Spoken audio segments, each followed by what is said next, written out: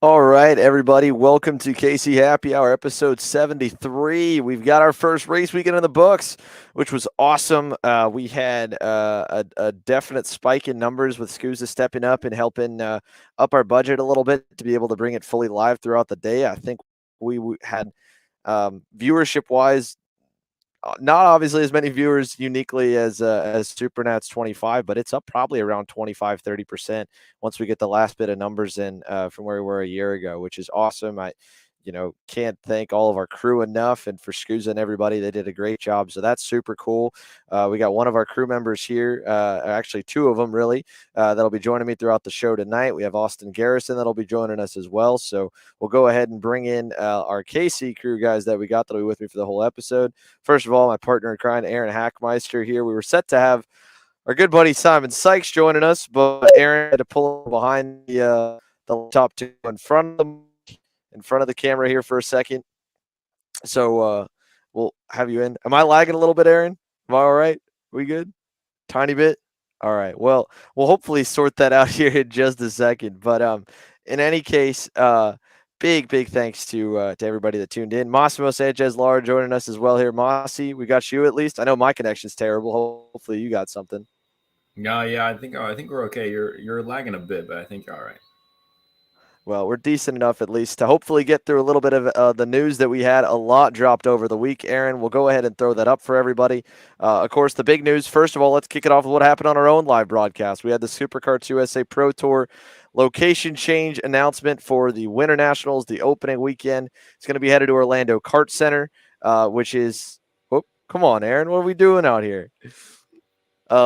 Anyway, so we got Aaron, I think your mic might be muted also, by the way, but we're just a mess Yep, here to sorry. start tonight. Yeah, thankfully this was not the live broadcast stream, but we've at least got the podcast here and we'll hopefully be tidied up when Austin joins us.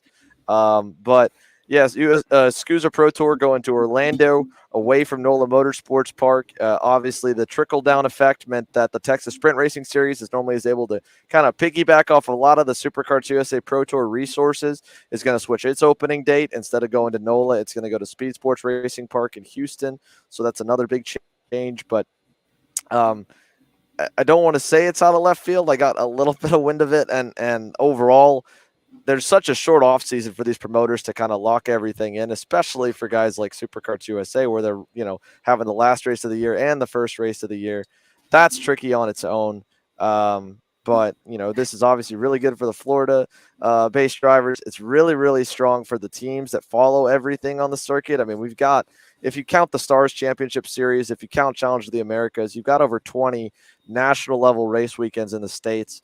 And we all run at a certain part of the year. There's are some slow months, but there's also back-to-back weekends. And so the logistics for a lot of the race teams, especially we're getting there on Tuesday, setting up on Wednesday, means that they normally don't have time when they leave the track that Monday to go back to their home base, rebuild go-karts, rebuild engines, etc. A lot of these guys have had to, kind of get stuff set up to go on the road. And then there's just a big cost of moving all those big rigs all around the country and back and forth. So at least from Orlando coming into frame, and kudos to Andre Martins for kind of stepping up in this situation to host the Supercarts USA Pro Tour, host Rock Cup Florida Winter Tour, host the US Pro Kart Series. We've talked about it. It's cool that they got a big date last year and that he's kind of going again with the same format this year and then allowing SCUSA to come in. For those of you that are kind of newer to like the North American karting scene and maybe not as in tune with some of, let's say, the politics, for lack of a better word. I think that word is kind of almost a buzzword now that we use. But, relations have not always been good with this racetrack specifically because it was a rock-oriented racetrack with Andre Martins and with Supercarts USA kind of after the split when SCUSA went to Miami products exclusively and Rock was trying to promote their own events. And so, we've seen and championed the effect, and I'd like to think we had a small hand in kind of bringing a lot of the series together over the last 2 years of getting the promoters to talk to each other, to go to each other's events, to work with each other.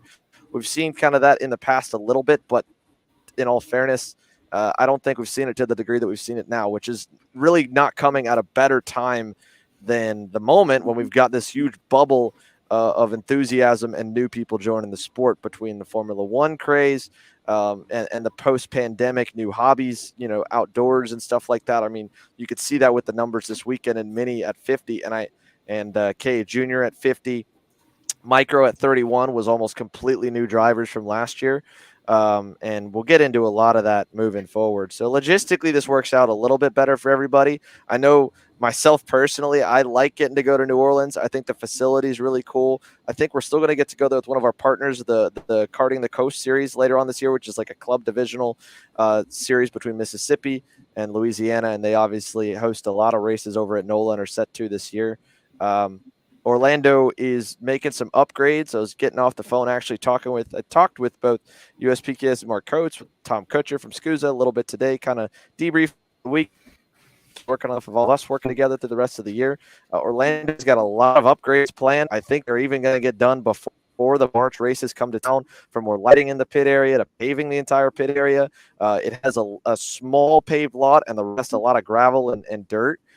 So to have a paid pit area that doesn't really change much for the big teams that have really nice tents and setups, but it does do a lot for the smaller privateers and for the small teams that maybe just work with pop-ups and easy ups and look a lot similar, closely resembling the setups that we use for Kart Chaser. So the skinny on the story, I mean, there's never anything good when we don't have a series go to a racetrack. The good news is NOLA's still going to have club racing, so they're not neglecting racing there. But an agreement just kind of it just wasn't going to fall into place this year, and it's tough for some of these tracks, and we've talked about it, to kind of justify nationals in a way when you have such a really, really good rental karting and corporate event program. So, the first guess anyone sees when it's something like this and there's nothing else to point to is money. But I don't think you can fault SCUSA, and I don't think you can fault NOLA in any case. Orlando Kart Center, I know talking with Andre last year, he felt like for his track being at one of the tourist destinations in the world that they really do lose out on a lot of potential revenue to shut down for an entire week to just run owner carts. And it's a big reason why I think that we need to keep pushing on KC's end as much as we can to get another revenue stream hopefully coming to these series where we're not charging these series to show up, but we've got enough ad revenue, enough people tuning in, subscribers for the races that are paywalls, that it's an extra boost to the event. And I've always said that I think that we've got really good racing that could attract spectators is another way to get it, because we're capped on how many drivers we can get on the racetrack in a day, and we can't just charge each other to death or we'll run out of the sport. So we're in an interesting time where we've got a lot of growth. We've got new tracks coming up like K1. We've got a lot of tracks making renovations to bring owner karting there, but I want everyone to understand that a lot of it is done more so out of passion than it is out of making money at any of these big events. There's money that gets thrown around for sure, but I don't know. I'd love to do a video kind of breaking that down a little bit more, but ultimately it's a good move. I think it makes things a lot easier for anyone that's trying to go to all three of those events, or for a small team, for example, that's trying to justify coming down to Orlando, Florida from the Midwest, from the West Coast, with maybe only 3 or 4 drivers kind of splitting the bill to go. If you've only got one round trip to go back and you were planning on hopefully going to NOLA or maybe throwing it as an option on the table, the cost for that team goes down. And in theory, for a lot of teams that kind of charge a weekend fee plus, let's say, a mileage fee to go back and forth, to make it one round trip and leaving the equipment there for 3 weeks, 4 weeks, actually works out really, really well for them logistically. So it's something that a lot of the teams have been asking for on the Winter Tour and Winter Series side, to see collaboration, bring the Rock Winter Tour to Homestead, bring the SCUSA Winter Series up to Orlando. This is, again, a bit of a happy medium in the middle, with SCUSA going there right after USPKS and Winter Tour. But that stuff, again, it just makes things a lot cheaper for the guys working in the sport. And then hopefully, in good faith, that's passed down to the drivers and the paying customers and families and everybody. But that's the big breaking news that came over the weekend on the national side. There was also news that came over the last week, Aaron. We had the Cup Courts North America Northeast Series announcement, which is doing it, and I think one of the smartest ways. I've applauded the CKNA guys. I feel like not enough probably on this show. They do an awesome job of kind of copying the way that a lot of the older style WK regional series used to be, where this Northeast event kicks off with the national, their spring nationals in Charlotte, which is already a big race. And then you have that draw of guys that would perform good at Charlotte and maybe want to follow the series up, even if they weren't originally planning on it. As racers, you kind of show up, and then if you have a shot at a championship, you'll throw the rest of your budget at it. So it's a smart play in that front. It also means that they have more races over less weekends, basically double counting the points. And then it covers a region that, really has been needing some love. We've talked about it on here. We got the Northeast Karting Challenge up there. It's going to have 206, KA, X30, Rotax, I think even some rock stuff. The Cup Karts Northeast will be up there for a Briggs dedicated series. So the 206 guys, which that region is, I think, really underdeveloped on the 206 front and the entry-level class front for a number of different reasons. So kudos to them for pulling it off. I know from our end how tough logistically it is to continue to scale and fly people around, or fly people that you really like, that you want to put in position. I think they got a great team up there. Keith Champagne being the race director, shout out to him. He's helped me out a little bit on the show, kind of stay in touch at races I'm not at with the Kart Lounge. Pittsburgh Race Complex gets a race date, which is super cool. That's my all-time favorite track layout I've ever raced at. I think I've touched on it once or twice. Super, super cool there. So those were the series news we had at least this week, and then of course this weekend we're going over to St. Petersburg, Florida, for the Rock Cup Florida Winter Tour. Kicking that off. I know that a lot of people were disappointed we didn't get to get out to Vegas to do the stream, but we're at least getting back in for that this year. We're back in for the Winter Tour. This one will be on the hybrid membership model, like all the other races we have besides SCUSA events, but we've got at least an idea of who's all going. I'm hoping to get the entry list maybe during the show for Rock Shifter and for Rock Senior, so we can do the Fantasy League picks. We'll have Austin Garrison come and join and give his thoughts a little bit as well on that, as well as the SCUSA debrief. But that's our news here for tonight. Mossy, over to you. I mean, we saw, this was probably the first weekend I think you've gotten to see, maybe watch every single session. So this track, we had no red flags. We had 250 entries. We probably had a bigger Florida contingent than the series has ever seen, because this state has been booming with drivers. It was awesome. I mean, then the Sunday X30 main just really capped it off well.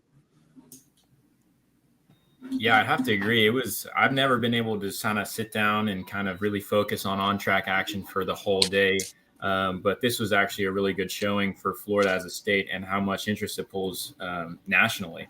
I mean, I think I heard Rob Howden say it was one of the biggest Homestead races they've had for the Winter Tour in terms of entry lists overall.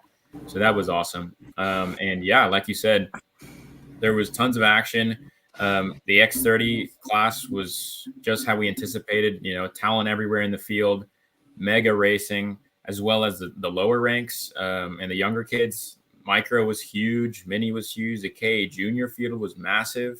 And there was just action all the way around. And, props to the SCUSA guys and the safety crew. We didn't have any red flags, no major incidents. And everyone really kept their nose clean. So it really kind of showed the national level of the U.S. kind of bringing it up a notch in terms of cleanliness and professionalism, which was good to see. But I definitely walked away from that weekend with a better view, and I really appreciated it. It was a good time. It was cool. And then, of course, Aaron, you were our at-home moderator over the weekend, helping with social media. And all people understand that how we get all these posts out, which I think is a cool look into the behind the scenes. We're working on vlogs at each race weekend this year that we'll have as we kind of up our content. But in Aaron's case, he was helping moderate the chat, which got a little bit out of hand because people were starting to really pick some favorites and pick some villains, people that I didn't like, which is what we want in the X30 classes, in the Pro Shifter class. We don't want people talking smack about kids. People got into it, man. We were peaking around 700 to 800 live viewers at the Any Minute audience. Total unique viewers somewhere around the 6,000, 7,000 different household mark, which is, again, a big number considering we were at 16,000 unique households in Vegas. So that was cool. But from your end, I mean, initial thoughts before we hit this commercial break and bring Mr. Austin G inside? Yeah, I mean, I thought it was a really strong weekend overall. Like Massimo was saying, everything went super smoothly, which was great. I just kept watching the numbers grow for every session. We just build more and more people. I think I saw like 870 at one point, I think was the highest that I saw for like an at one moment point. And people got a little intense with in the chat during the X30 senior racing, but overall it was not the worst that I've seen from internet public chat forums and whatnot. But the racing was phenomenal. I mean, there were probably 6 different people I thought were going to win the X30 senior race on Sunday. And it was such a good race the whole way through. So that was really big on everybody out there. It was a great job. Yeah, there's a lot of kudos to be given to SCUSA. I want to talk a little bit about some of the racing and the race directing when we get Austin in here, because it did things a little bit different this weekend. But one thing I wanted to add on and kind of bookend on the silly season when it comes to the series and the tracks about the SCUSA change over to Orlando. Obviously, it sucks that it's this close. I know they were working and in communication with NOLA the entire way to try and get the deal done. But to put in perspective, so, not everybody likes the temporary circuit racing. I know that, with us at Rock St. Petersburg, it's not my favorite track layout we've run. It's really difficult to pass, and we'll break down that a little bit, but they need 200 entries at, the 500, 600 raw entry price, plus selling tires, plus everything else with the engines to break even. And even then it's pushing it. Obviously we're not helping. We're trying to do what we can. We got some advertisers that are coming on board, and we're slowly building some more. But to put in perspective again, especially on a temporary race, 200 entries for the Rock Cup guys. They've been there for 2 weeks already building the racetrack, and it's so expensive to put on an event here in the States or anywhere. So again, just for all of our viewers, before anyone wants to go bash on Scusa or on Nola or on any way, I mean, the deal was trying to be done. There's no question. They like going there. People like going to that city. And thanks to Orlando for stepping up and making something happen. But from Nola and Scusa's case, like, it's, I guess, more than anything, a numbers game, but it's not a greed thing more than anything else. Someone's got to stop losing money, and we got to keep finding ways to make these events profitable for everybody, including the drivers. I'd love to see more, which we talked about on here, but everyone's got to be, able to make a living, because you've got to be full-time in the sport. I mean, we're getting by, and I'm in the middle of an RV here still in Homestead in the lot before we get ready to go to the next race first thing tomorrow. So I wouldn't be able to do a day job and do everything that we do. And the same for all the teams in the series and everything else. So just wanted to add that little fact in there, that they need 200 entries probably to just make that race not lose money for Florida Winter Tour, which is incredible when you consider the entries and everything else, the parking, the whole deal. It's tough. But luckily, again, we got racing. We're going to be racing all the weekends that we're planned on this year. No pandemic, nothing else. We had a great weekend for Scusa. So we'll take this commercial break. We're coming back right after the break with Speed Concepts Racing Austin Garrison to help us break down the weekend. We got a bunch of clips Aaron's lined up for us to talk about, and a few other notes as well. So stick with us, guys. Casey Apri will be right back. Kart Store USA is a kart parts supplier that racers and retailers can count on when they need reliable advice and service. We focus on servicing all racers with honesty and pride while maintaining customer satisfaction. We carry a full stock of Kart Republic and Tony Kart chassis, as well as Miami and Vortex Rock engines. We've also got a host of other parts available and in stock, such as products from Rev Performance Materials, Jecco Racing Seats, and more. We have a 100% satisfaction guarantee, and on top of that, if your order exceeds $200, shipping is on us. Check out all we have to offer today by visiting us online at kartstore-usa.com. At New Gen Motorsport, we're committed to using our 10-plus years of experience and knowledge to help grow the sport of karting from the bottom up. Our goal is to make karting more accessible to the average person, lessening the financial burden of getting started, and making the learning curve as small as possible. Our passion is training and developing drivers, mechanics, and engineers to not only be the best they can be in karting, but also for careers in the much larger world of professional motorsports. A strong foundation makes building bigger easier. Let us be that foundation for your karting and motorsports career. Be part of the new generation of motorsport. Contact us today to schedule your test day, arrive and drive race event, or to inquire about how we can help get you started in your own new gen racing kart. Don't settle for a national engine builder. Take care of yourself with an international one. SRP Engines is a global industry leader in engine services, specializing in engine formulas such as KZ, OK, OKJ, and Mini 60. SRP Engines is the engine of choice for Magic Kart USA and helped power North America's #1 ranked pro shifter driver AJ Myers to the 2021 SuperKarts USA Pro Tour National Championship. SRP Engines can also service any spec engine class of your choice, including Miami and Rock divisions. However, if you're looking for the absolute choice when it comes to KZ shifter engines, there is nobody better. For more information, contact Amr Sanada at srp-engines.com. KC Happy Hour is proudly presented by the Rock Sonoma Karting Championship, presented by Cameron Race Promotions, the most competitive Northern California karting series. Featuring a 2-day format with practice on Saturday and racing on Sunday, multiple track configurations, and a massive prize structure including tickets to Rock Vegas, race car test opportunities, and race rewards. Rock Sonoma is the training ground of multiple national karting champions each year and race car champions as well. Featuring a full Rock Cup USA class structure with each race weekend streamed live via YouTube, it's a series you cannot miss. For more info, check us out online at zanzarukarting.com. All right, welcome back here after the break, folks. So let's go ahead and get into it here. Mossy, Aaron, you'll have to keep a tab in. I just got off the phone with Austin. He's not as much of a computer nerd as the three of us. So we're hopefully, there we go. We got him in. All right, we got you, buddy. Yeah, I'm good to go. Hell yeah. All right, dude. So obviously, a lot of people got to see a little bit of your interviews over the weekend. This was, you didn't do the test weekend. You were out there Thursday. You guys switched go-karts. So, talk about, first of all, right, like the struggle of going in as top heavy as this field was this week with, kind of infrequent seat time, right? I mean, that's the thing that I think you talked about. That's something you've been trying to work on to, you're I wouldn't say fight with your arm tied behind your back, but almost starting an uphill battle at each of these pro races, right? Right. Yeah. So I didn't go to the test weekend. I went to it was that SSKC race, and I drove there. Was on the TV car during that weekend. Me and Paulie. We did fine. I wish our pace was a little bit better towards the end of the weekend because D'Tullio was pretty quick. But they went and did the test weekend. Paulie did, and he said his pace was okay. So on when I came there for the SKUSA Winter Series, and then we were on the TV card to start off with,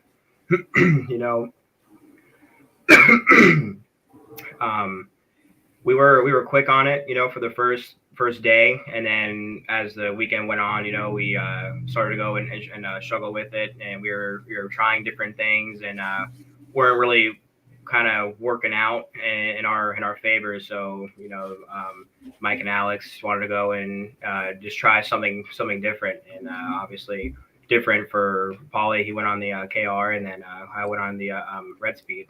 So starting at that, I know I used to go and always race Tony Kart back in the day, and I was comfortable going into the weekend with that, and obviously not having that test rep before the race weekend, I don't think it really hurt me that much, but I know a lot of the drivers are in the seat a lot more than I am. And leading up to that weekend, I was really nervous about it, but it wasn't too bad. And we've talked about it in the past with you too, right? I mean, I know you and I have talked about it a lot. I think more off camera than on camera. Last year, you just kind of having some crazy shoulder pain that was really hurting you and kind of sidelined you for a lot of the year. Are you still? Where are you at with the recovery on that? Because I don't know if everyone. I think that makes the drive that you had on Saturday, especially, even more impressive. Yeah, so I had a really bad pain, right beneath my shoulder and above my elbow, like so bad where there was a couple of times where I didn't want to go out there and drive, and I had to go out in a test weekend, and I would tell Mike and Alex, I'm like, dude, I'm in so much pain, I literally cannot go out on the racetrack.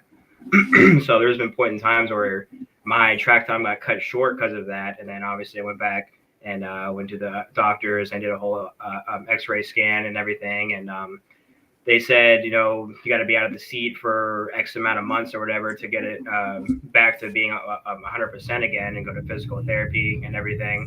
And I'm like, well, my line of work that I have to go and do, I really can't take off, just 2 months. I can't just not drive. So I'm like, I drive, every other month, but I was leading up, into the new year when I was having this issue. And I know I was going to be really busy. I was going to be testing a lot more, as we talked to Mike about, of me racing a lot more this year. But throughout this weekend, it didn't bother me too much. It started to bother me a little bit on Friday, and I started taking meds and everything to go in and help me out with the pain. But after that, throughout Sunday, I was not having a problem with it.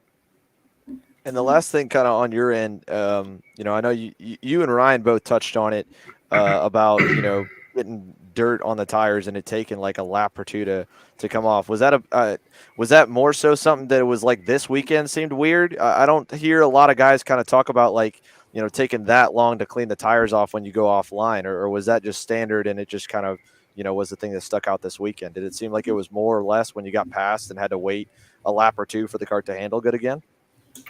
For some reason, I feel like it was more this weekend than it, normally has been. I mean, I haven't raced at this track, besides the SSKC event, I haven't raced at this track in a long, long time. Since they repaved everything, I haven't even drove this racetrack. So, from racing at like a track at a Indy, going offline there wasn't such a big problem for people making passes. But it just seems like here, if you even make a pass or you go in and block for one corner, it just took so long, to actually get the tires back clean. I'm not really sure why, if the tires are really different from they were last year, which I assume that they aren't, but they might be. And, the track's the same. I know the wind was blowing, so I kind of, maybe there was more leaves on the racetrack this weekend than it was for other points in times or other races or dirt on the racetrack. But definitely, I feel like, it took way more time and effort to go and get your tires clean than it ever really had.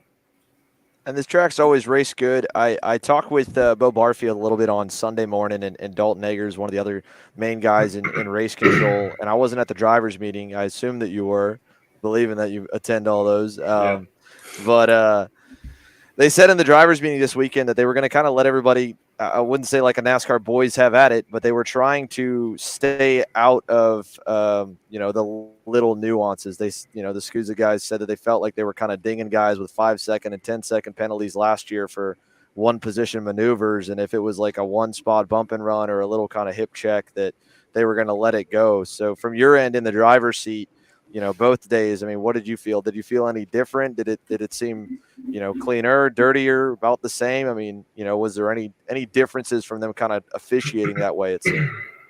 I don't really think so, honestly.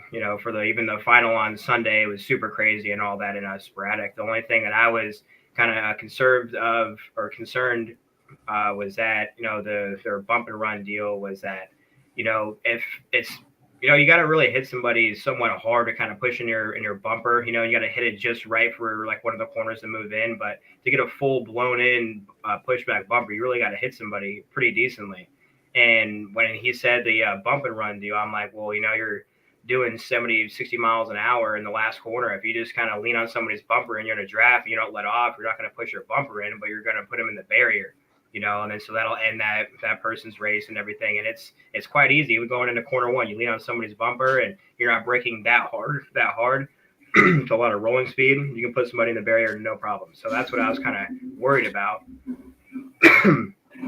But I didn't really see any of that. No really bump and runs that was anything different from any other racing, really. I didn't really see a problem with anybody driving wise, and not necessarily penalties should be involved. I know the racing was pretty rough on Sunday, but you're racing against these really high class guys that everybody wants to go and win, and it gets tough. Some people who have slower pace end up finishing in the top three. Some people who have one of the fastest cars in the racetrack finish further back, barely breaking inside the top 10. So it's kind of difficult.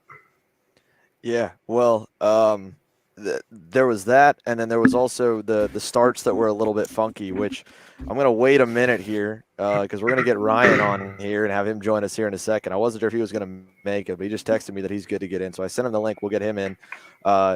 Where did you roll off for that Saturday pre-final? I'm trying to remember where you qualified. You qualified like pretty decent, right? Ninth on Saturday, yeah. So remember in that Saturday start, Ryan was full throttle up until like the last corner, and then he brought everybody down. Man, did you give him any crap for that, or did that mess you up at all doing it the way that he did? Because the starts Saturday were a little bit messy for sure. Yeah, I definitely think I was probably at the cusp of that. If anybody probably behind me and further back probably had a problem with that, because there's people underneath my 10 who was starting off in like 20th and everything. And they're like, yeah, when the green flag was flying, I was just coming around the last corner, But for me, where I was starting, I didn't really have an issue with it because after the green flag went, I think I was in 4th or 5th or something like that in the opening lap. So for me, it was okay. But for the other competitors, it was an issue. Yeah, it was. Here's the man. Here's the guy causing all kinds of chaos. So, Ryan, you and I talked a bit about it Sunday. It's a loophole in the system, basically, because there's regulations. In fact, you got popped for one last year, or was it 2 years ago, for not getting into your lane early enough for 10 seconds. I'm trying to remember which one it was. Yeah, it was 2 years ago. I got popped for that and for accidentally doing an extra pace lap. Yeah. So I know the rules on starts. I'm like very well prepped. Yeah, so Ryan's to blame for that. Basically, the regulations kind of there's a lot. I'd love to hear what you two think, especially on starts. I don't know if we've talked about it with you guys specifically a ton. I think like you either go one or two ends of the spectrum. You either heavily officiate it and tell Ryan's ass to slow down, like at turn 5, and put a radar gun out. What are you talking about? No, you didn't, dude. You were full throttle till like the last half of the straightaway, and then we formed up. And I don't know if you guys watched the broadcast back, but then when we did the final on Sunday and you rolled for the pole and you didn't do that, the back half of the field expected you to be going early and to be catching up. So the back like 10 rows crashed coming to the green because they were playing catch up and they thought they weren't going to make it again. I mean, it looked like an IndyCar start. It was a mess, bro. See that far back. I followed the rules. By the commitment cone, I was slowed down. No, by the commitment cone, I was slowed down. And by the formation cone, I had left space on the outside for everybody to form up, and they chose not to. So I followed the rules exactly to the T. So I had a great start. Every race, my starts were killer. Like I don't know what everybody's so upset about. Well, I'm pulling up the rule book right now here, Ryan, just to make sure that we all know what the formation, what the rules are for this, because I saw people complaining about this like over the weekend. There's somebody in here actually that was already asking about the green flag calls and the starts and stuff like that. So I want to make sure that we knew exactly what everything was. You're supposed to go. You can basically go as fast as you want to. The first cone that you're going to see is the formation cone. And then you're supposed to slow down, form into the grid, and then after that, the second cone that you reach on the track is the commitment cone. That's the point where Xander was talking about on the broadcast about if you advance your position past that, then it's a penalty. I think you mixed those up. Isn't that backwards, Aaron? Not according to the rule book. According The to the rule book, formation's the formation before cone the is first. commit, so you can Well, then pass I'm one confused more because form. I did it the opposite way. Maybe that's why there was an issue. Yeah. That might be where the confusion is because in the rule book it says the formation cone is first. You're slowing down, forming into a grid, and then the commitment cone is after that. But you should already be slowed down by then. But the way they've been enforcing it, because I've seen this happen. This happened to one of the drivers on MPG at Supernats. Was they are enforcing it as the first cone is the commitment cone and the second cone is the formation cone. And I was confused by that because Stars does it the other way, and that's what I'm familiar with. This is Stars Championship Series. You have formation cone and then commitment cone. Well, because the other way makes a lot more sense because, then at least the guys around you when to form in. But I don't want to turn it into a bash session at all. Honestly, I thought the officiating was pretty solid through. I mean, there were some – it's never going to be perfectly consistent. Like Parker Ives' dad, Greg, in the chat here talking about how in the micro first day pre-final they called guys for jumping the start. But I think he says it's for jumping the start for not slowing down and forming up properly. It could have been. I've only seen the jump start penalties happen when the guys go before the box. But in my opinion, the start should go one or two ways. And the whole formation cone, commitment cone, even the tram lines is a Rotax USA initiative started way back in the early 2000s. Of really forming up. There were lanes on the racetrack for the shifter carts and you would naturally go into them. But obviously old school 90s starts, we're green out of the last corner and the back half is spread out.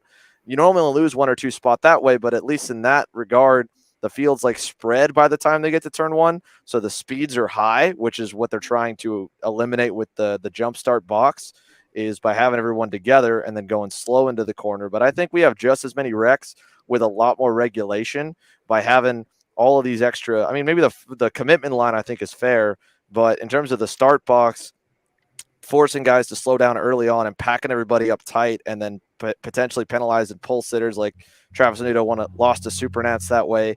We've seen other guys get jump starts for going before the box or at the box. If the pull sitter just gunning it out of the last turn whenever, like IndyCar, I think the field's spread out and it's a lot more hands off for the race officials, which if you ask most race directors, they don't want to get involved. But since we'll go to you, Ryan, first, since you've been bitten by starts in the past, do you have thoughts of what do you think would be the ideal way to do it if you could write the rule book? I think starts should just be kind of left up to, the race director's discretion. I think they should be very loosely enforced because in Travis Anuto's case, he did not gain an advantage at all by his jump start. He accelerated probably 3 feet earlier than the box and he got the Supernats taken away from him. And there's been a lot of times that you'll get a start penalty because 3 inches of your tire was hanging over the formation line. And it really doesn't do, the driver didn't gain an advantage, as soon as it went green, the whole field came over. So it wasn't it wasn't really that big of a deal. I mean, I understand the rules are there to try and give somebody some reason to stay inside the lines and inside the boxes. But as far as I'm concerned, I think, you should be very, I don't know, always, it just, the race director should use their discretion on it. And sometimes there's a jump start from the guy on the outside. They didn't mean to. And that's why I always say to the race directors, I'll give the spot back up. I'm not gonna, I'm not going to take a 5-second penalty. I'll just back off and give the guy on the inside of the line. And normally they're okay with that and they won't give you a penalty for that. And I think Scoos has done a good job at it recently. And because they used to be super strict about being inside the box. And I mean, you used to get races taken away from you. And now, people go before, and as long as there's not a huge advantage, That's how I think it should be. Just don't call anything. As long as if no one gets an advantage out of it, it should. I mean, it's the start of the race. Like nothing. It's nothing. So, Ryan, I'm going to cut you off. Would we consider a huge advantage going from fourth to first before the first turn? If you absolutely want to start, you should be allowed to go first. All right. I replayed that start that you had, and I was like, it looked like you were almost clear of the front row before you guys even exited the box. I was like, there's no way they let that go. But I slowed it down, and like you were just barely starting to pass Christmas it. tree. It was beautiful. It was perfect. Christmas tree. Well. Yeah. I mean, yeah. Austin, what about you, man? On a starts like this for the rolling starts, I mean, talking for all of us, we're all on the younger side, so we've all known pretty much always raced with some kind of regulation on it. But in your case, like, do you have any thoughts on the deal or where you would prefer it to be? Yeah, I mean, no, I kind of agree with Ryan what he was saying that sometimes not even us, but even like younger drivers. We had one driver who won Vegas and many who got his win taken away from him.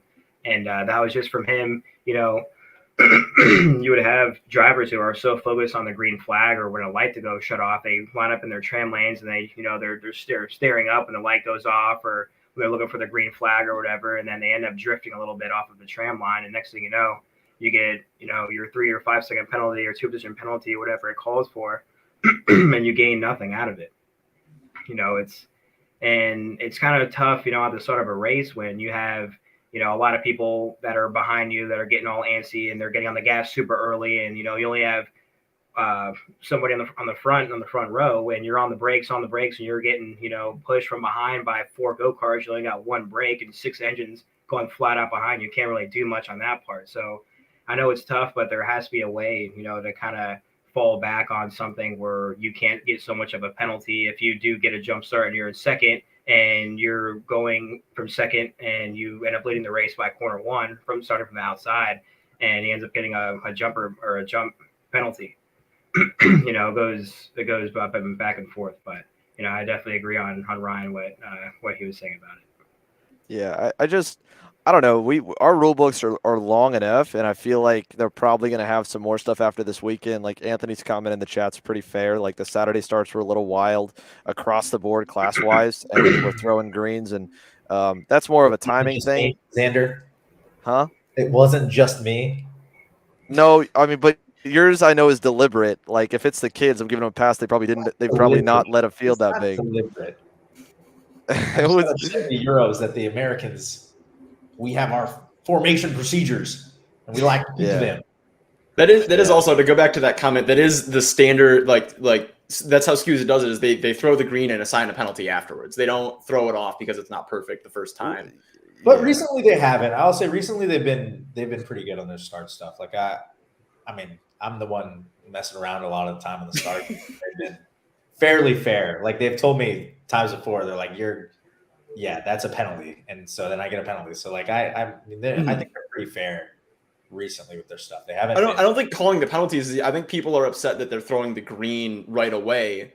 Which also, like, to be fair to SCUSA, you don't have time to go through 3 formation laps trying to get go to Europe, bro. Like they don't even care. You just come off the last corner and it's green. Well, that's what I'm saying. Like I think take a lot of that rules out, because like the only reason we're so regulated is there was the belief that like if we were going too fast into the first corner and killing everybody there. But if you go where the field's rounding the last corner, like the outside lane or like your lane like may lose an extra spot or 2, but you're so far back. Like as much as I want to give you grief for the pre-final start, it was better than your main start, because the main start actually had crashes, because the main start you were slower.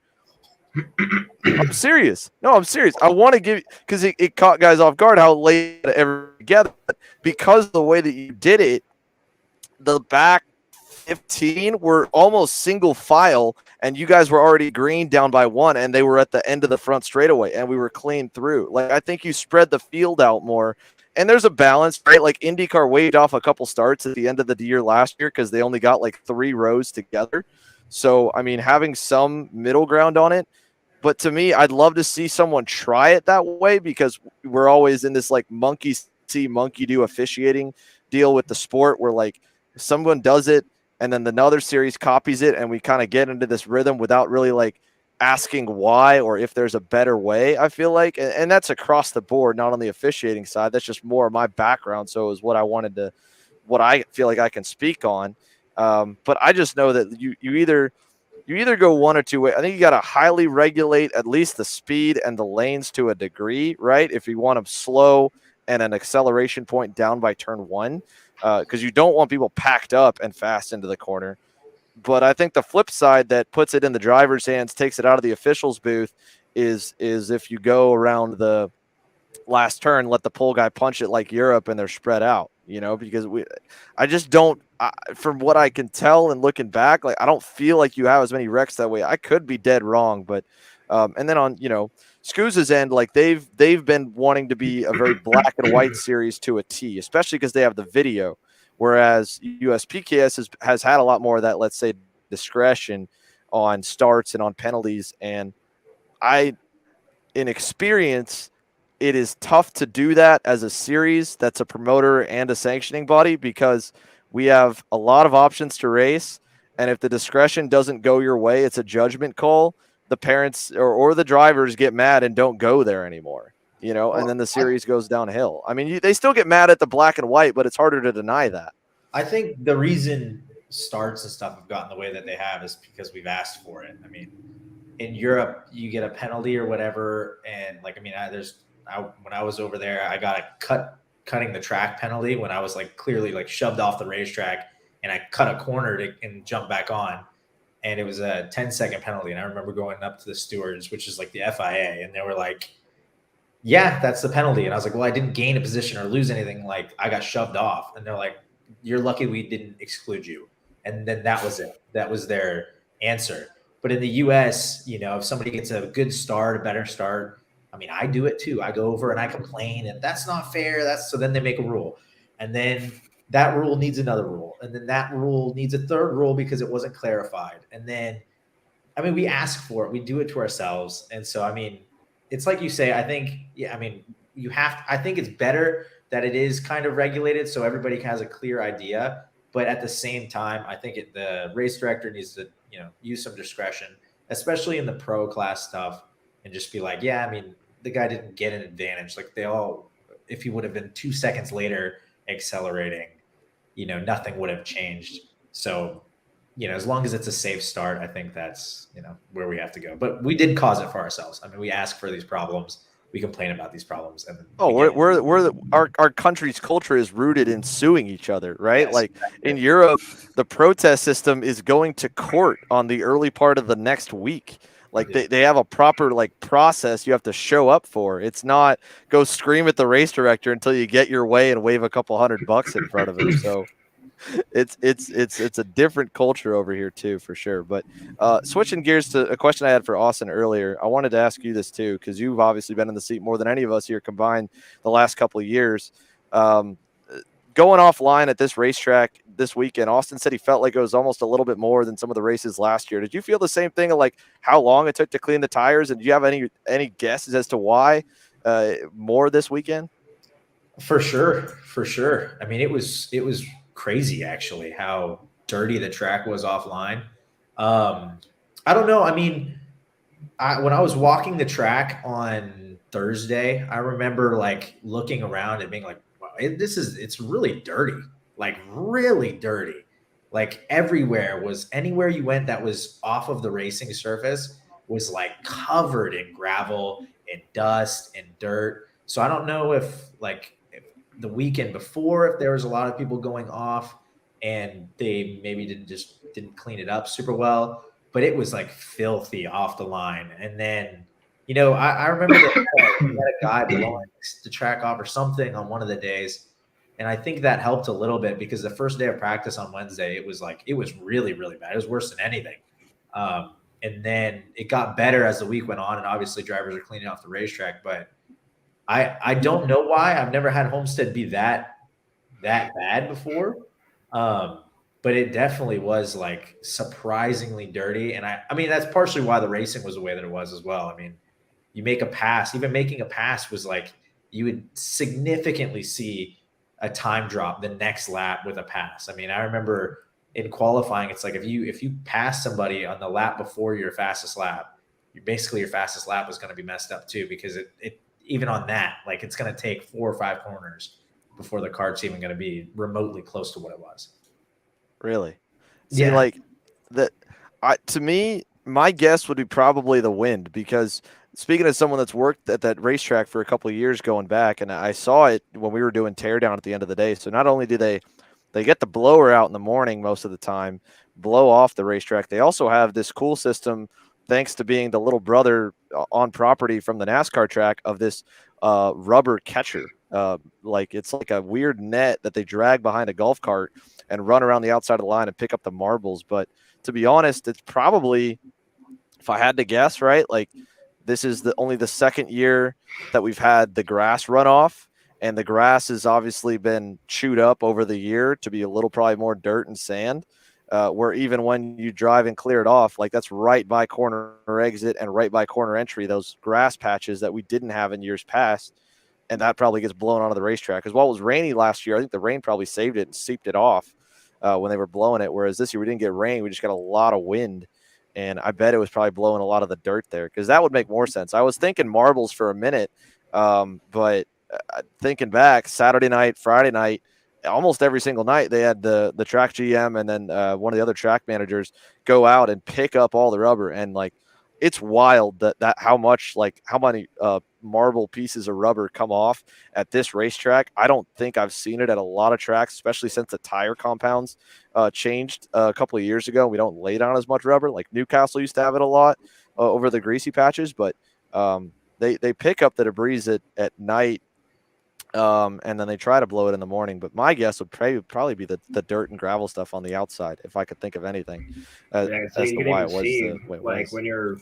when you're packing up and everything, everybody's driving suits and driver bags that were kind of set outside, just from throughout the weekend, have the windows open. I mean, everybody's stuff was just covered in dirt, like everybody's gloves and all that, and just everything, all the tools. Like we were sweeping and blowing dirt out every single morning when we get to the racetrack. But yeah, I definitely think a wind put a pretty big role into that, because I didn't run it last year. I wasn't here last year for this race, but I know Ryan was. Was it as bad last year, or was it rainy last year? I mean, I didn't run this direction. I ran the other direction, which I think as well also helps, because I don't think you come off the racetrack as much the other direction. But this one, I remember last year there being issues. I mean, I didn't drive, but I remember a lot of guys were like kind of similar to what like happened with Ramos when he was leading, and then it was like all of a sudden he just like drove off in 2 corners, and like he had like almost a second lead, and it was gone in 2 corners. I think I saw a lot of that happening last year, but yeah, I didn't drive, so I don't really know if going off the racing line was that bad. Sure. I can tell you it rained, because our tents got destroyed. Our Amazon $100 canopies we tried to show up there did not make it through the weekend. I was just honestly happy that our new tents that we got did not get taken out. So thank you to the Pride guys and some proper easy ups that cost a lot of money that would have hurt a whole lot more if I trashed those too. But it was definitely rainy and it was painful. And there was one session I was standing on a chair in the broadcast booth trying to hold the cover of the canopy over so our equipment didn't get water on it while Rob's announcing beneath me.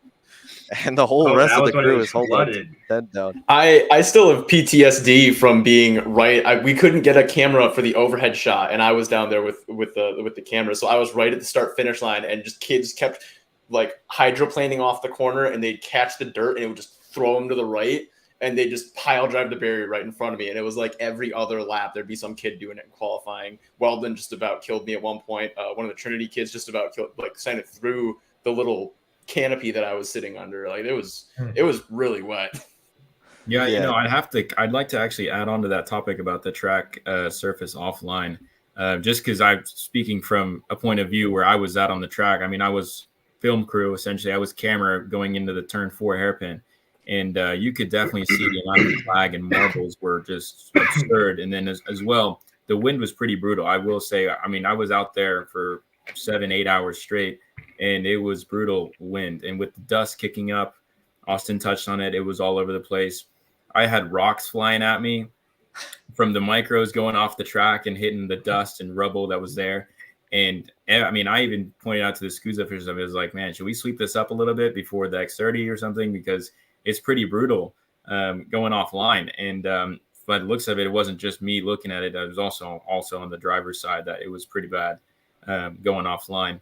And you could definitely see it affected the racing. That Ryan touched on that. Whenever you went offline, I mean, it was huge time that you lost. It wasn't like a normal track where you dropped it like maybe half the cart off the line in half a lap to maybe even at most a lap, you'd normally be okay. This time you did that. It was kind of like you were fed to the wolves and had to kind of fend for yourself.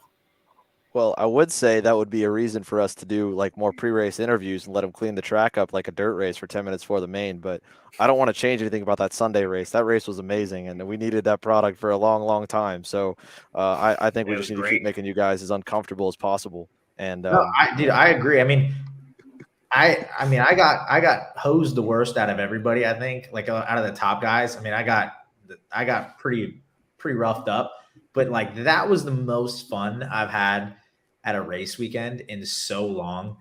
The level of driving, the level of skill, like it was super, super high, super competitive. Like it's one of the most fun races I've had. And I mean, it was like proper.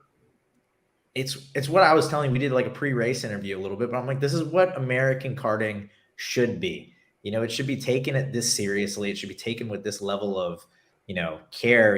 Every manufacturer had a driver, somebody representing them. Parolin, KR, Speed had their guy. Everybody had their top guy. Burrell, they had their guys. It was proper racing, and I mean, it showed. I mean, this was like one of the most competitive races we've had in a long time because the skill level was just so high. I mean, it was fantastic. And even the race, I mean, the track being a little bit dirty, obviously, made the racing more interesting, but the track being as difficult as it was so, I mean, I remember talking to Austin. I mean, we're on different teams, but I even went over to him and was like, hey man, like what's going on? Like, am I the only one out here that's struggling this much? And he's like, no, like I am too. Like it was super difficult to find a setup that worked, both days, worked throughout the weekend.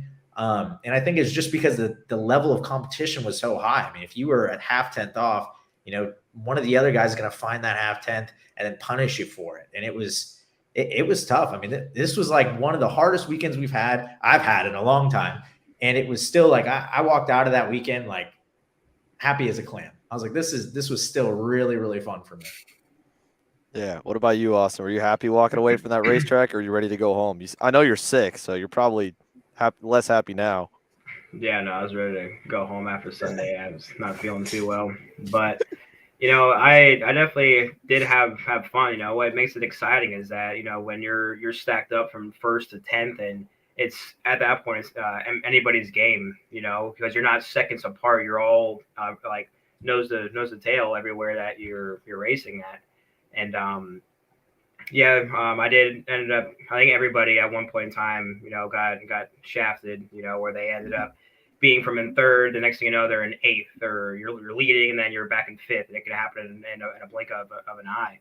So but it was definitely fun. You're racing against the world champions. You're racing against the best people in this country, and you're racing against a WSK champions that are out there, and they didn't win either on Sunday. They finished 5th, and I think one finished 9th or 10th or something like that. I forget. But then you have a kid who never won a national race went out there and won on Sunday. So that just goes to show it's anybody's game. That's how close this racing was this weekend, because we're all so tight in this field.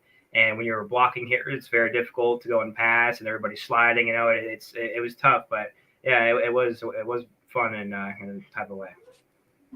Well, it was definitely good. Aaron, do we have that last ad block queued up? I know we were struggling with that right before the show. Are we? Yeah, I got it. We can do that. We got to pay our marketing partners. One more little break here. We're going to come back. I have one more topic I want to hit you boys with here before we get off and sign off for the night. So we'll stick with us, guys, here. Happy hour rolls on. We'll be right back. Ready to go racing along the Gulf Coast? Karting the Coast is a family-oriented regional series that covers Mississippi and Louisiana. Its 2023 schedule consists of 10 races spread amongst Finish Line Performance Karting in Biloxi, Mississippi, and NOLA Motorsports Park in New Orleans. To find out more, visit coastalkarting.com. From 4-stroke to 100cc to 125cc and beyond, Technokart USA has a winning option for you. Based out of Des Plaines, Illinois, Technokart USA offers both chassis designed to win in all divisions of North American karting and a top-level race support program at the U.S. Pro Kart Series, Route 66 Sprint Series, select Cup Karts North America races, and both the Rock Vegas and SCUSA Super Nationals. Podiums, wins, and championships are waiting for you whenever you're ready to get on a Technokart. For more information, follow us on Facebook at facebook.com/TechnokartUSA. All right, so last topic I want to get into before we kind of have closing thoughts on here, because it was a hot topic coming into the weekend, because it's the off season whenever we talk about stuff that never gets talked about during the regular season, and that's minimum class weights. That was started because of one adjustment that SCUSA made to allow heavier drivers to go run Masters, has a heavier minimum weight. If you're 21 and over and you were 200 pounds with weight, you could go run the 30 and over class. Every other series has this option. USPKS, Rock, Rotax, you name it. Stars, I think, does as well. I don't know for sure on that. No, it does not. All right, Stars. Nope. No, you're right. Stars does not. Stars keeps it for the veterans. But the rest of them have that option to get a few more entries for people that wouldn't normally race. With the class weights for senior, they were back up 10 pounds this weekend. I think that allows, some more of the taller guys. Five. What was that? Only 5? Oh, 5 pounds. 5 for X30. It was 10 for KA. That's right. I thought we went down to 50, went up to 55. I'm sure there was at least some chatter that had to get to both of you boys. Ryan, you're under the tent with Mr. Formal himself, the king of this discussion. So where do you weigh in on all that from talking with him? Because I feel like he at least got your ear. I know he got mine over the weekend. About weight? I mean, he likes it heavy. He likes it. Yeah, I thought it was great. Yeah, let's do it. 385. X30. 385. I don't mind it. I think the carts handle way worse under all that weight. I think it's way harder to drive, which I like. I mean, I always told the master guys, because I've done master coaching at master's weight. It is a handful. Like it is a hard cart to drive at that much weight, and I don't mind it. I mean, we're talking about 5 pounds. I mean, there's a 5 pound difference between like yourself out. You know what I mean? Like we're not talking about a whole lot of weight. I mean, if we're talking about like 20 pounds, like they did at CIK where they went up 5 kilo. I mean, that's 10 pounds. Okay, that's significant. But 5 pounds, I mean, that's not a whole lot of weight. We're not talking about a whole lot. So to me, it's what's another piece of lead on the cart? It's not.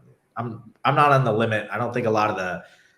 I honestly can't say there's really any guy out there in the field that's like right on that limit to where they have maybe one piece of lead on the cart. There's just I can't really think of anybody right now. I mean, as far as that Masters things go, I mean, I don't race Masters, so I don't really know.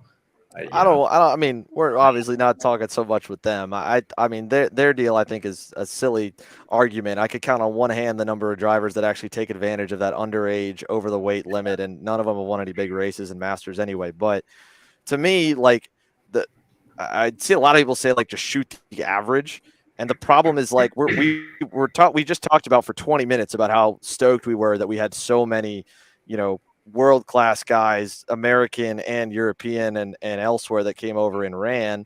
Granted, there's like, young kids like Stoll Sermanis. He's a small kid. I'm sure he probably had 40 pounds on the go-kart, but, we talk professional driving, professional senior racing, shifter racing, whatever. You have guys of, your guys' build is normal, but you guys are on the shorter, end height-wise. So you have guys like Westover, who I think is a bit taller. You have Marin, who I know last year with the weight change, he was down pretty much at no lead, I think, for a lot of the X30 races.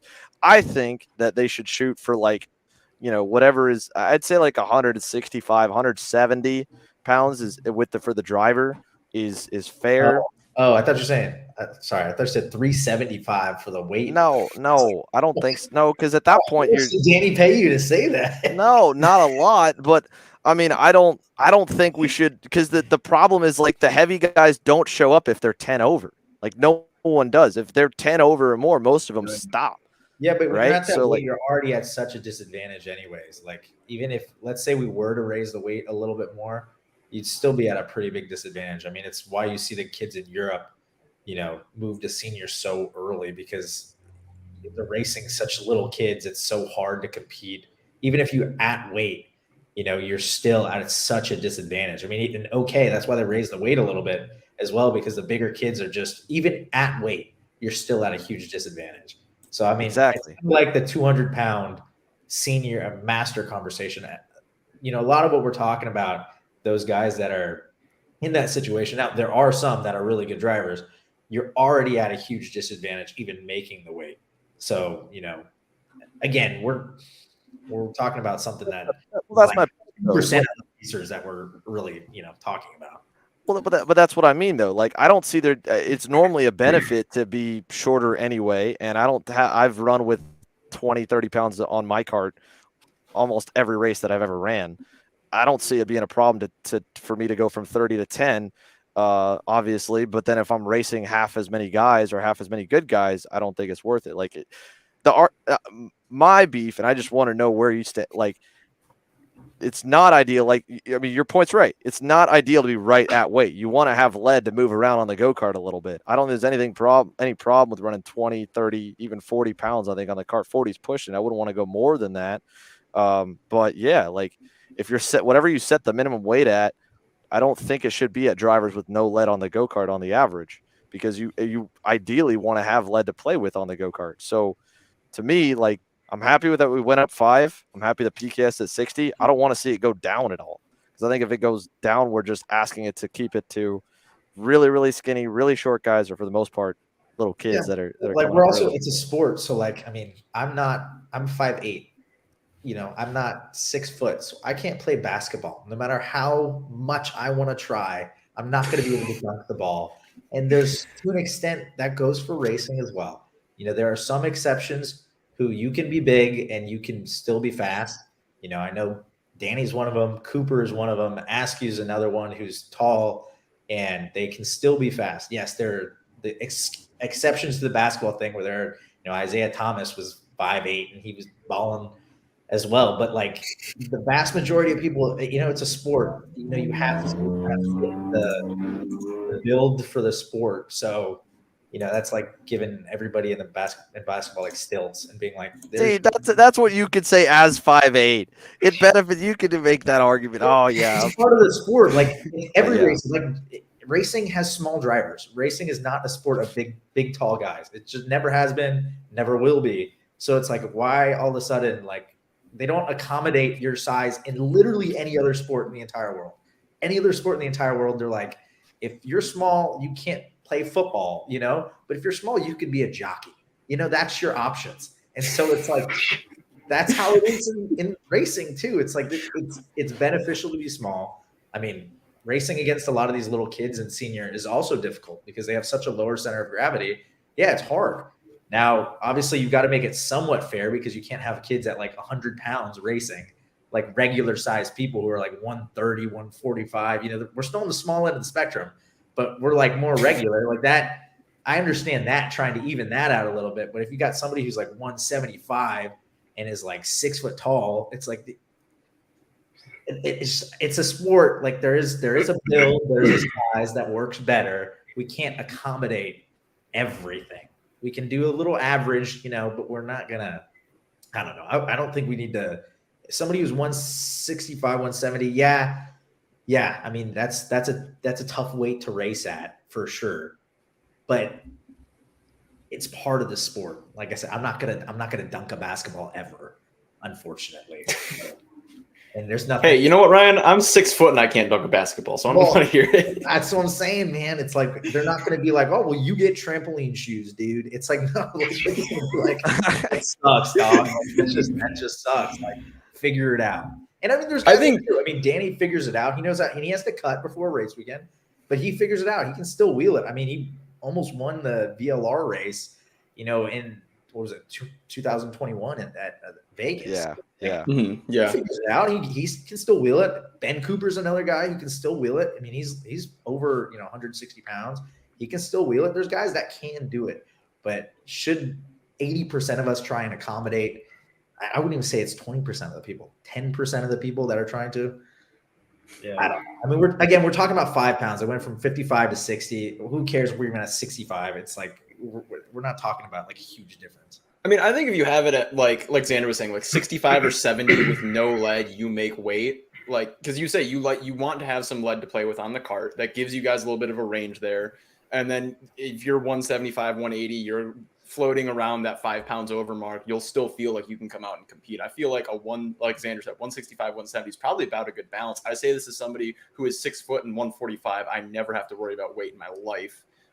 That's what seems fair to me. But if we want to run it so that, you have to weigh 150 to make it, I'm not going to complain about that either. I mean, to be honest, I just don't want it to get like Europe where it's like if you're not 120 pounds, yes, you can't race. I think that is ridiculous because there are like no one is 120. No pounds. normal sized adult is 100. Well, like that's the opposite end, right? Like the argument is like, oh, why should we cater to the big guys? Well, like we definitely should not cater on the other end to the small guys. Like on the thread, my thoughts were like, if we're so upset about, kids having a lot of lead on the go-kart and this theory of a cart going over with a lot of lead on it. Oh, am I here? You're cutting in and out, but you just came back. Okay, I'm back. Starlink is hurting me tonight. It must be cloudy out here. I think there should be a driver minimum weight to go to senior. Like make it like 130 or 125. Like fair enough. And because we only have the problem usually with the kids that go up early that don't take it serious. Like no one has a problem with Connor Zilish going and running senior, and no one has a problem with Brent Cruz going and running senior, or most of them. And in their cases, they have to go and get in the gym to bulk up because they're cars bound. Like they've been cars bound for a while. So, in the case Austin, talking with the other Austin onto the speed tent with Austin Miles, when he was working with Carson Morgan, he said, all right, you want to go to senior at 14, go get in the gym, put on 10 pounds. And he did. And then that way the cart didn't weigh like a lead sled. And I think that's fair because I think the kids that'll take it serious and actually want to go to senior early because they want to go race the best will go get in the gym, drink protein shakes, and put on 10 pounds. One final thing, what's the difference between a 200-pound go-kart falling on a kid versus a 210-pound go-kart falling on a kid? That too. It doesn't make any difference. I'd love to see this. So I drop a go-kart on top of that me, argument a lot. It's still gonna be like this sucks. Like and we've never had any scientific proof, any experiment, any study done that's like exactly 5 more pounds of force when the cart flips over. That's the difference of a collarbone breaking or not, or paralysis. No, we've never done that. We just have this imaginary argument, and that's why we keep cutting 5-10 pounds for no reason, or put them back on, or whatever. I'm with you there. I agree with you on that. We should not like listen to this hypothetical might happen. I mean, fair enough in like the kids, but there's no way that you can put on 5 pounds on a go-kart and run 5 laps, pull in for a pit stop, take off 5 pounds, and be like, wow, that was so much better. Exactly. It's not going to be like that. But, other drivers that do get too big. I mean, I thought 355 was fine. I thought that was good. They raise it 5 pounds. It is what it is. But, those bigger drivers that you see over in Europe and all that who are kind of getting overweight and senior, they end up moving to shifter. That's other drivers that get between 5'11" and 6 foot, that they do end up struggling in the single speed. Obviously, like Cooper or Danny, they're in a different bracket. They're not the average driver. They're way above average. So then they can make it work. But other drivers who are, approaching nearing 6 foot or even 5'10", that weigh 160 or whatever, does get difficult to go and drive a go-kart to offset the weight on the seat and the balance of it and everything. Offset the engine weight, I meant. But besides that, they end up moving up to shifter because it's a heavier class, and running in the Florida Winter Tour, running at a parking lot racetrack, there's no grip around there. So the taller drivers actually have a more advantage than somebody like me, because I was a shorter driver. My lateral grip when I raced last year in shifter was none. And that's the whole thing I had a problem with, was because I was just so small. Like even now when I drive, everybody is like, how do you see over the steering wheel? I'm like, I have no idea. I just They're like, you're this big and everybody's this big. when you get out of the go-kart, you guys are this big. You guys are the same exact height. I'm like, I have no idea. I don't understand how you sit so small in the cart. I have no idea. That's why when the rubber gets laid down and everything, like I kind of, end up standing on top, better than what I do now on a track that's super green. But, these tires don't lay down rubber anymore. So it doesn't really do anything for me. But, having a lower center of gravity is always better, theoretically. But yeah, when drivers get big, they end up going to shifter. So it benefits them because more power, more weight, it's easier. I hate. If I could chime in right quick. Yeah, go ahead. Take this with a grain of salt. I am one of those guys who, on a really good day, weighs 169, and I am a 6'1" dude. So like, I'm kind of on that spectrum where it's like, and I race like KA on like when I can. But the thing is for you guys, and this is a question to Austin and Ryan, you guys run on the national level. You guys run at a really, really high level with a really high level of talent in the field. Most of them closer to your age range, not really those lower age kids that just moved from senior that were really, really up there giving you the fight. Now, do you, and like age and weight obviously goes hand in hand. Like a 14, 13-year-old kid moving from junior is going to weigh like 120, 130 pounds. But the guys that you were racing with were much closer to your age, probably closer to your weight and height. And what do you guys think about like the senior professional level of karting in the U.S. and in Europe, worldwide, catering to that younger age? Well, I think I don't like it catering to the younger age. I think I think that's an issue. I think we're trying. Whenever you cater to the younger age, you push the older kids out of the sport, or not even kids. I'm not a kid anymore. I'm an adult. But yeah, you push the older people out of the sport. And I think if you're trying to at least, like I've been saying recently, make this sport last a lot longer and show that it's a viable option for people, you do have to cater down the middle, at least to like the average person. Now, like in your case, obviously, yeah, you're going to be at a disadvantage, but like, I don't know what the weight we'd have to even raise it to be to where you would be at a competitive advantage, because even if you're heavy like that and you can make weight, somebody my size with all the weight super, super low on the go-kart is still going to have a bigger advantage than you would. So yeah, I mean, I think we do have to cater to the heavier side of things, unlike Europe, because Europe, I don't think they see it as, at least the single speed stuff, as a career path. It basically goes like you go from OKJ to OK senior, and then you decide from there. If you want to stay in karting, you go KZ. If you don't want to stay in karting, you go do cars. And so that's basically the route. So all these kids at 15, 16 years old are just deciding, do I want to stay in karting or do I want to go? Where in the US, it's a little bit different because we don't really have – the shifter scene is getting there, and it's a lot better than what it was. But it wasn't like that for the past, at least when I was growing up, it really wasn't that big. And so, yeah, it's a little bit different. So I think, the US already does cater to a heavier driver. I mean, in Europe, the weight, I think for seniors, like 325, 330. I mean, it's really low, which granted, it's the OK package. It's a little bit lighter, but that's still, I think it's still probably 10, 15 pounds less than what we have. So we do already cater towards a bigger driver, which that's why I'm not like, I don't care if it's 365, like for USPS. I think that's a decent weight too. Even though I have to add another 5 pounds in my cart, I think that's a good weight. And I think we should cater to a bigger driver. I think we should be able to make it viable for people to come into the sport and to stay in the sport long term. But, at the same time, we shouldn't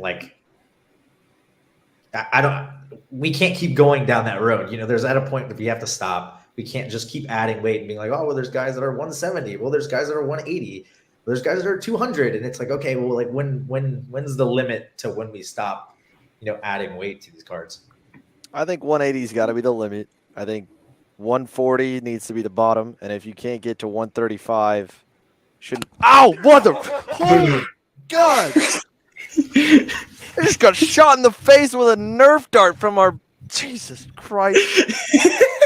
Big reaction to it. I'm firing this guy, man. I'm firing everybody. We're not going to Rock anymore, everybody. I'm sorry. We're done. Show's canceled. Show's off. Kyle's not getting paid this month. All right. There's not a good way to kind of segue from that, so we're going to end it off here. I don't think we have the entry list. We don't know a lot of what's going at Rock. We know the St. Pete track's going to be tight. It's the same layout you guys raced on last year. Ryan, Austin, close me out. Help me out a little bit here with closing thoughts on the week for SCUSA and then going in what people can expect from St. Pete. Ryan, you first. Austin second. Austin goes first because I have something to say after. Oh, all right. Oh, of course you do. All right, Austin. Yeah, so with closing out on the SCUSA Winter Series, I thought, they put on a really, really great show, and I think thought the racing was well. Yeah, I know I talked about it through the little interviews throughout the weekend, and I'm up and down weekend for me and other people, just like every other race. But, going into this Florida Winter Tour here, I am not a very huge fan of, these kind of point and shoot tracks that were in the past. This one looks a little bit better. I don't think it's the same layout. It might be. I don't even know. But what I do know is when I raced in Shifter that it was very difficult for me and other drivers going past on, so I don't know if the racing is going to be more of a single file layout this year or how it's really going to go and pan out. I know the track is bumpy and the track's rough. But Zilish is coming back to go and race, which she's always going to put on a pretty good show. We're going to have Aiden Ingrata underneath our team, who's been showing really good speed out and for his first year being a senior.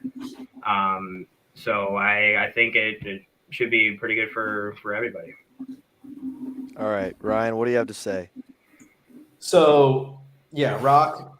I'm not racing, so I hope it's going to go well. Obviously, the track is always, that track is really tight, which is unfortunate because it's such a cool venue. I mean, St. Pete is just such a cool place. I mean, if they just opened the track up a little bit more or just went to a different part of the parking lot or something, I don't know. I mean, I'm not Rock. I don't know how they do stuff, but I'm sure they can do it a little bit better, make it a lot more racy because that track is really difficult. I hope they do. I hope maybe they do a little something. I know it's under new ownership now, or new management. So hopefully they can make the track a little bit more racy. That would be really good. As far as SCUSA goes, that was a great weekend. Like I said, I mean, I got the butt end of a lot of it, and I still had a great time.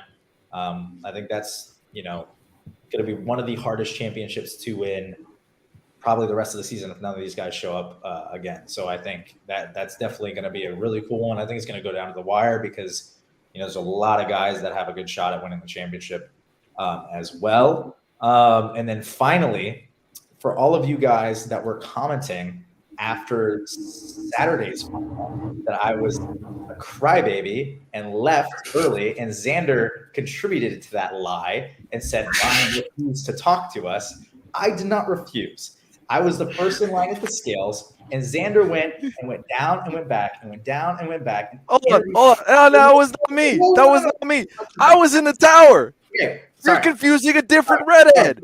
We don't all look the same. Else. His name is Emery.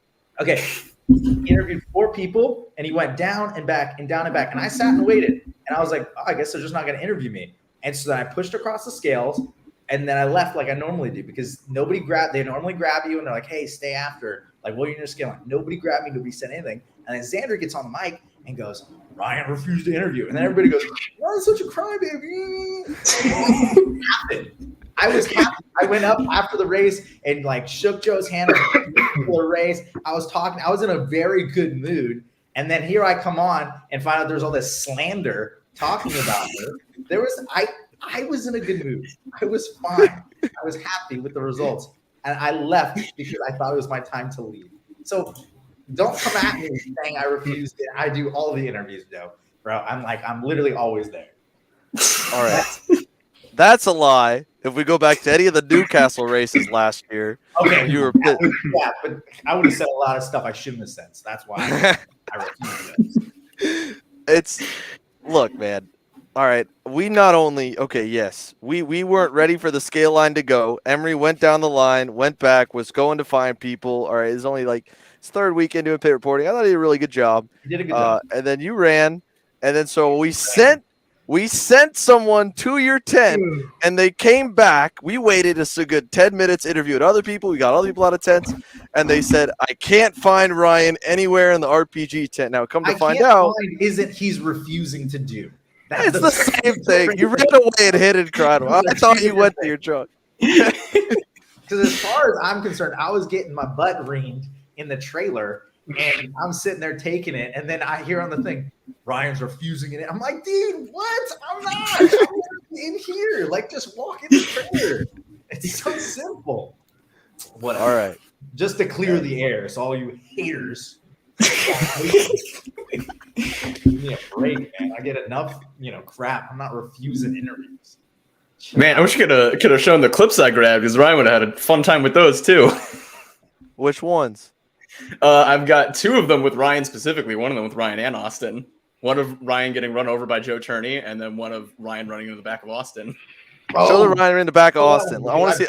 I know the Turney one. That one, there's not a story. Let's see the Ryan in the back is of all Austin. over him here. He's going to go for third in turn 4. Norberg shuts the door, and there's contact. Nash gets the ball. Yeah. Ryan, you smoked. I didn't even notice that. I saw he was chopping Blake. I didn't even realize. You pile drive the hell out of Austin. Nash is all over him here. He's going to go for third in turn 4. Norberg shuts the door. To be honest, I was making the corner, but then when I made contact with Blake, that's what kind of lifted it up, and I lost control. So that kind of pushed you out and like into Austin a little bit. Yeah, and that's what finished it. But that was kind of what I wanted to ask. Was like, what were you guys' angles of that? Because I didn't expect you to just barrel in super hard and run into Austin. Yeah, I didn't either. Yeah, I didn't either. I was expecting to make the corner. I just plowed into Austin. But to be honest, there's a lot of that going on. Like the turning incident with me and Morgado and all of this other stuff. The track was super dirty. So there's a lot of times where you would like, Austin and I joke about it. It's like playing a video game where you break in your mind, you're breaking like an inch later than you normally do. And you completely lock up and just miss the corner. I mean, there's so many times that was happening during the week where you're like, let me just push a little bit, and you break in your head. It's like, I swear to God, I only broke like 2 feet later than I normally do. And you completely blow the corner. And it was like, it was no catching. One of those situations where I was like, oh, I'll just go a little bit deeper. And I went in a little bit deeper, and it was like, I went in a lot deeper apparently. And then obviously the contact in the middle of the corner didn't help. And then, I didn't hurt Austin that much. I mean, well, if it probably helped me in the long run, catching back up and passing me, and then it actually gave you like a 3-cart gap on the carts behind you after that. But yeah, he kind of. Yeah, I thank you. I appreciate it. Good job. Yeah, but even still, like how he was saying, like even under braking, and it was weird because you can push hard and you slide a little bit in the corner and you can compete at some wheel and all that and end up being, making the corner and all that. But if you tried that here, it was like if you do that, you really blow the corner more than any other racetracks that I've kind of been on, especially this weekend. You try to overdrive. It kind of makes me think of like, and I don't mean to talk badly about any series or any brand or whatever, but when the team I was working with last year ran WKA, they were on Vega greens and KA, and they said those tires were so inconsistent under braking, you'd feel like you did the same thing and you missed the corner, the next lap after you do the same thing every lap. And that's almost what that reminds me of here with the sand and everything that was on the track. It's just so inconsistent under the braking, trying to get that feel there. Mm-hmm. And then especially when you're running up front, you don't know what's going on in the back. The people could be blocking or tipping a tire. Next thing you know, your top five's rolling around and the braking zone's full of dirt. You end up sliding, blowing the corner, and you're slip and slide everywhere for the rest of the few laps. But you're cleaned up again. So, all right. Yeah, buddy. Well, we've cleared the air. I can't slander Ryan anything for this week. So we're struggling on that point. But, I do have a disciplinary hearing for one of my employees to get to. So we're going to close up the show here. I think we got a nurse battle or something. Yeah. He got to me the next day. He was like, we are going to talk to you after the race. He told me on the grid, and I was like, okay, I will stay. So I stayed. Good. All right. Fair enough. Thank you guys for coming on, Austin, Ryan, Mossy, and Aaron. Thanks, everybody, for tuning in. Rock St. Petersburg this week. We're ready. And, no Ryan slander. We got to find someone else to pick on. Maybe we'll go pick on Connor or something. We'll find out. Thanks for watching, guys. See you next week.